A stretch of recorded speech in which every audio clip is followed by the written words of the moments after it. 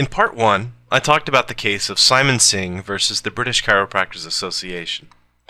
Why did he say the things he said? Because chiropractic is a pseudoscience.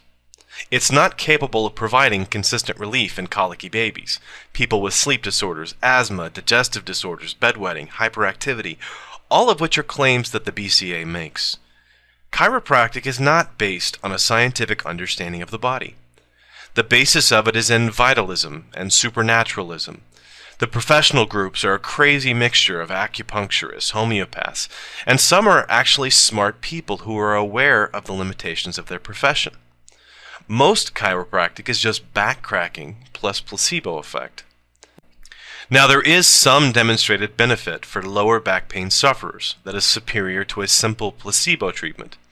It may not be more effective than a nice massage, but it does at least have a demonstrable effect in that instance. I'm going to do my best to give you a factual account of what chiropractic is.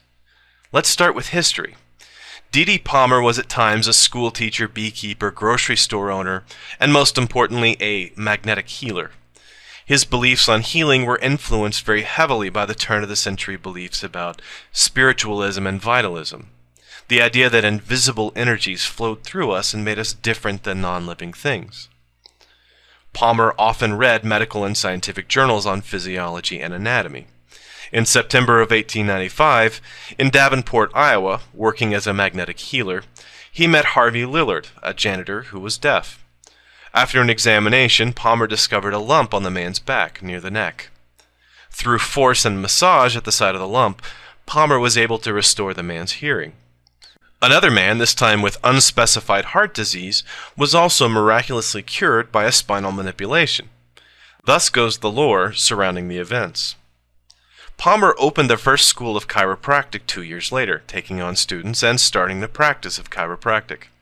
The philosophy behind the healing relies on a belief in the existence of the innate, a force that allows for self-healing. A misalignment of the spine blocks the flow of this vital force. Palmer called these misalignments subluxations. He is quoted as saying, "A subluxated vertebra is the cause of 95% of all diseases. The other 5% is caused by displaced joints other than those of the vertebral column." It's also important to note some of Palmer's other beliefs. He was a regular at seances, at which he received knowledge and philosophy from Dr. Jim Atkinson, the spirit of a great healer of the past. He often referred to chiropractic as the beginnings of a great religion, and compared himself to Jesus, Mohammed, and Martin Luther. He believed that chiropractic, besides curing all diseases by correcting subluxations, could also cure psychological problems, or abnormalities of the intellect. If we took doctors of the same period, we could find they had equally ridiculous ideas. The big difference is that modern doctors actively seek to replace those outmoded ideas by the practice of empirical science, to determine what is effective and what is not.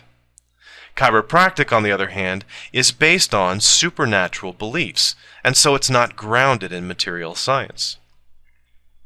The modern field of chiropractic has many subgroups within it. In fact, I'm going to have to greatly oversimplify because there are so many subcategories. There are the straights, that hold very closely to the original mystical beliefs of D.D. Palmer, and believe they can cure nosebleeds and diarrhea with spinal manipulation. This group tends to reject vaccination, fluoridation, and all forms of modern medicine. Of course they do. They believe that all disease is due to blockage of the innate, even dental cavities. Then there are the objective straights, who focus more strictly on the disorders of the spine, making fewer claims to treat non-structural problems. This is the only slightly diluted group, and it seems to be a large percentage of all chiropractors. They still refer to the non-existent subluxations as the cause of some disorders, like tension headache, and they take it all very seriously, but they have dropped the claims of treating all diseases, and some even work in partnership with physicians. The last group are called mixers, or reformists. They mix different modalities, and the range here is incredible. Some use homeopathy and herbal and nutritional supplements, and some are one step removed from being specialist physicians of the spine. The problem is that you don't know what craziness lies in store for you before you interview the chiropractor. I want to share with you my experience with chiropractic.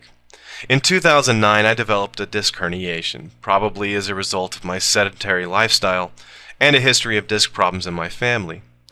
I was desperate enough and in enough pain to interview a series of chiropractors at the advice of friends with similar problems.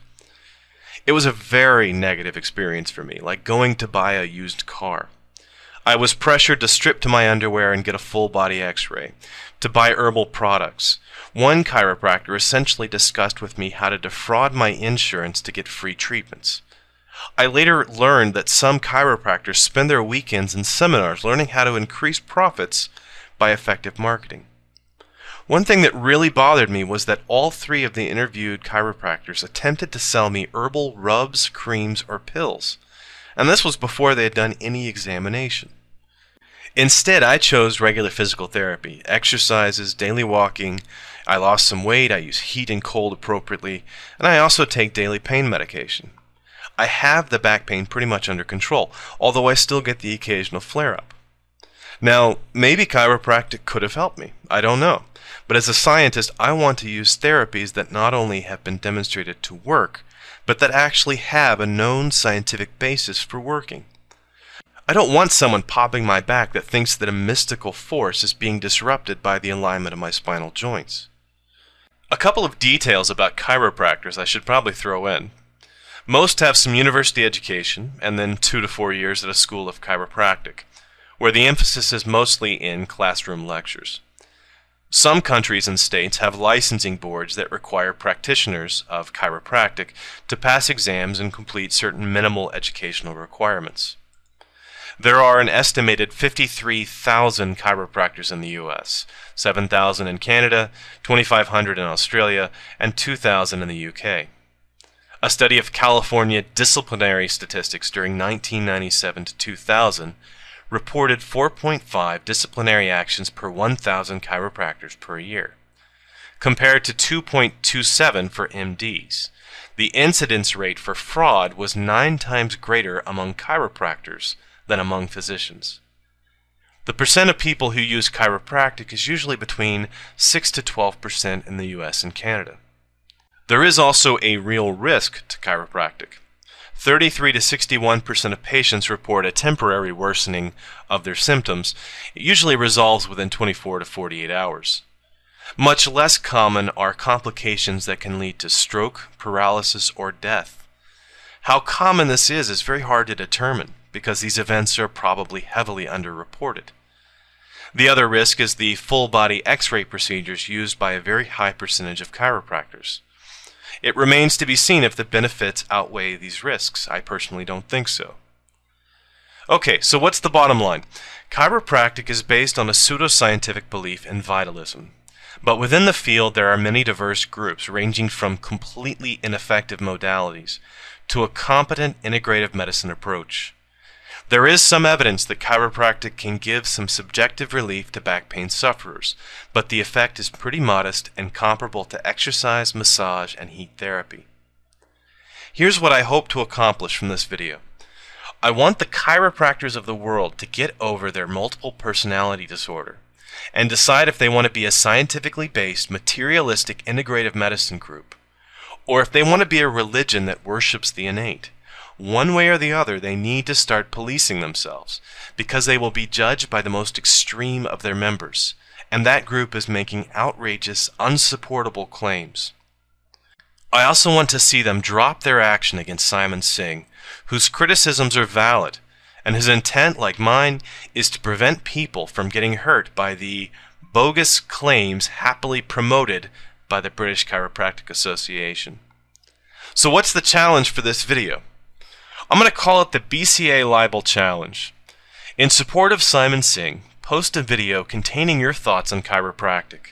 But make sure you include the phrase, happily promoting bogus treatments, or some variation thereof, specifically in reference to the British Chiropractic Association and any other group you want to include.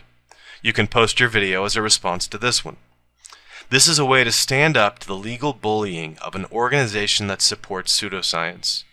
Don't let them use libel laws to gag a science journalist critical of their beliefs.